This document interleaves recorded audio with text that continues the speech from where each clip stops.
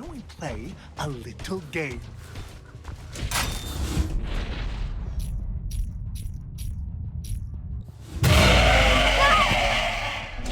Hi there!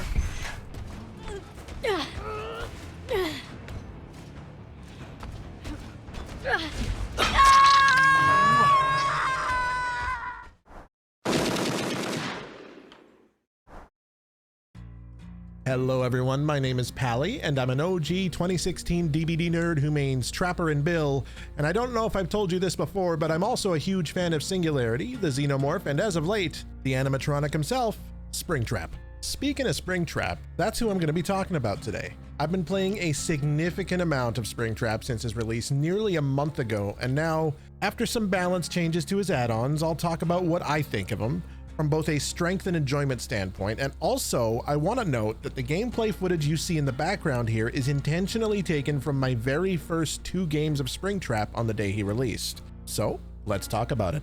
Five Nights at Freddy's is arguably the most hyped and anticipated license to come to Dead by Daylight ever.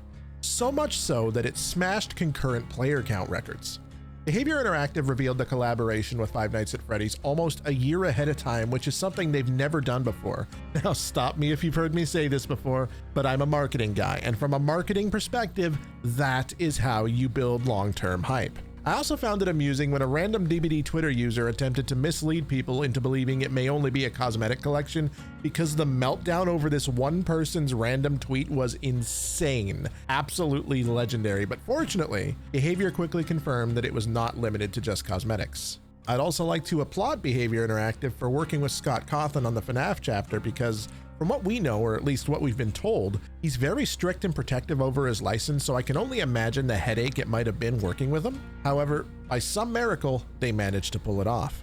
I made a video a while back discussing why I thought Springtrap might be disliked by the community, especially by survivors. I predicted he would be very strong with a low skill floor but a high skill ceiling, and I also thought he would be everywhere, making DBD feel more or less like Dead by Springtrap for a while. And I'll be humble and admit, I was mistaken, except for one thing. Survivors, particularly those on DBD Twitter, who should never ever be taken seriously, my god, please don't take them seriously, I don't know how I can stress that any more than I do already, they seem to dislike him. Either way, chances are, if you queue up as Survivor, there's probably only about a 20% chance you'll face a Springtrap, with around 60% being Ghouls and the other remaining 20% being Blights. Of course, your experience can be different, but everyone I've spoken to from other regions has said mostly the same thing. It's mostly Ghouls and not Springtraps. And you might be thinking, 20%, that seems pretty decent for one killer, right? Well, yes and no. It would be if he weren't the new killer, and if he weren't the most anticipated killer in Dead by Daylight history. In fact, it only took about a week or two after his release for him to really fall off. Sure, you still see him, but he fell off pretty quick for someone who was that anticipated. And we'll discuss that here shortly, along with why that's a really bad sign. Since the release of the FNAF chapter, you might think that Springtrap, having fallen off quickly, would have received some solid buffs, right? Well, kind of. What actually happened was more of a side grade. His 2 most popular add-ons, Bonnie's Guitar Strings and Security Guard's Badge, were nerfed, along with the Streamer's add-on for some reason. I think that confused a lot of people, and I know it confused me. However, they did buff Party Hat, Foxy's Hook, and Endo CPU, which all in their own right are really good add-ons now. Oddly enough, even though we anticipated some base kit buffs, that didn't happen. The only changes to Springtrap since his launch have been the add-on adjustments. You see, currently, Springtrap isn't a very powerful killer, and he doesn't appear in a ton of games right now. Yet, that hasn't stopped the usual complaints on DBD Twitter from coming in. People are voicing issues about his axe hitbox, which I believe is actually more finely tuned than the Huntress hatchet hitbox, but you know, sue me. And some people are still whining about his Celebrate poster add-on for some reason, which I still don't understand. One ongoing complaint, especially on, you guessed it, DBD Twitter, is that people believe he moves too fast while holding his axe. I find that people are using videos comparing it to the movement speed Huntress has when she's holding her M2, and let me explain why these two situations aren't actually the same and are not comparable. Huntress has several hatchets. Springtrap only has one axe. When Huntress throws a hatchet and misses, she can just grab another one and throw it right away. On the other hand, Springtrap, if he misses his axe, he has a cooldown of, 6 or 7 seconds before he can recall his axe and throw it again? And if he lands a hit, the cooldown is even longer, leaving him as just an M1 Andy. You see, this is the key difference that I think justifies his movement speed while he holds his M2. People argue that this makes him too good at zoning, and Number one, zoning isn't necessarily a bad thing. I think it's a necessary evil with how maps are currently balanced. And number two, that type of zoning will only be effective if the survivor is already in a dead zone or close enough to be hit with an M1 anyway, so it doesn't really make a difference. The truth is, that kind of zoning won't even work at most loops if the survivors have even a fraction of a brain cell. And this leads to Springtrap and his actual strength. Just how strong is Springtrap really? And starting with his perks, Help Wanted and Haywire are only really useful in specific situations. You need to create a build basically focused around each one of them for them to be really effective. It's unfortunate because Haywire had a lot of potential but became nearly useless between the PTB and live release because it was deemed too powerful on Singularity, and I can definitely see why. But it's disappointing because now it's only good on Singularity and not so much with the other 39 killers. In contrast, Phantom Fear has some practical use cases across many killers, so 1 out of 3 ain't bad, right? Now, in terms of the animatronics raw strength, I've heard a lot of people say he's A or even A+ tier, and I'm gonna say this and I mean this respectfully, you're out of your damn mind if you think he's A tier. Is he a bad killer? No, I wouldn't say he's a bad killer. He's definitely fun and he's got good map mobility with his doors. The doors are almost always near a gen, and he has a decent amount of undetectable at base when exiting a door.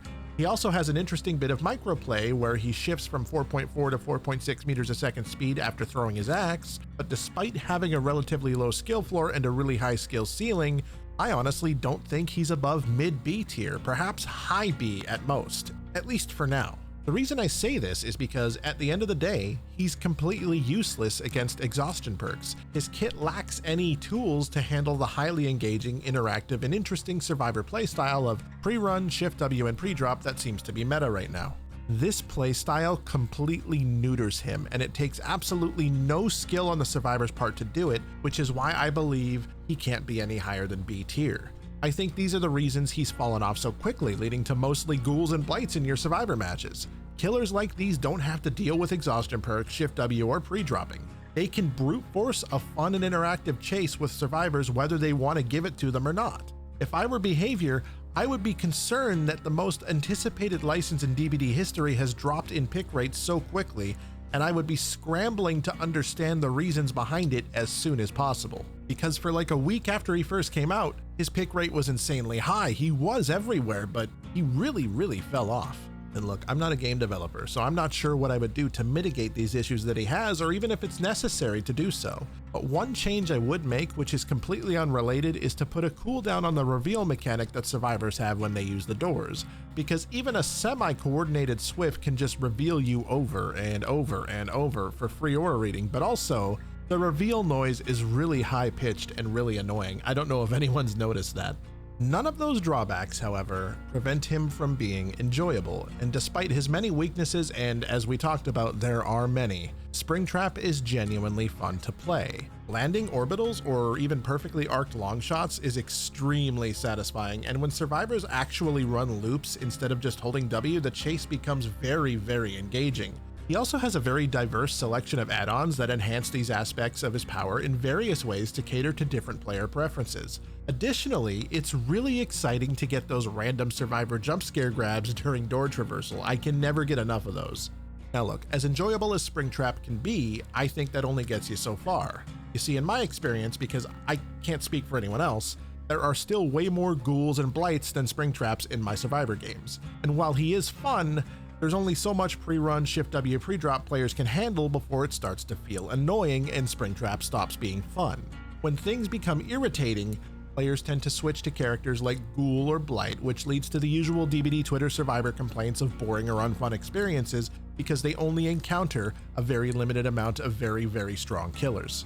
And while I do try and sympathize with that complaint from survivors, I also think they need to look at more why they keep seeing these killers as opposed to just the fact that they keep seeing them and demanding that it gets nerfed. Look, I'll be real with you guys. I enjoy Springtrap. I find him very entertaining. I spent nearly 2 weeks almost alienating my viewers on Twitch who watch my stream for Trapper content just to play Springtrap because I find him that entertaining. However, after a few weeks, all of his little flaws and weaknesses can make him feel very tedious to play at times, especially during like degen hours. I'll end up playing him once or twice or so in about a 4-hour stream, and then I won't play him again until next stream, if I do that at all. Having gotten through all of that, in summary, he's fun. He's not particularly super strong, but he's fun. I do think that a lot less people will choose Springtrap over other killers as time goes on because of all the same things he's weak to that other killers are weak to, and that's why you continue to see blights and ghouls, as I said. That all being said, you guys, I know I pushed back this video, but I wanted to make sure I was 100% sure on my opinion rather than just having a knee-jerk reaction, and after a bit of the balance changes to his add-ons and stuff, I wanted to make sure I had everything in order here. Obviously, I would never speak for anyone else, I can only speak from my own perspective, but I'm curious what you all think. What tier do you think Springtrap belongs in? What changes would you make to his kit, if any at all?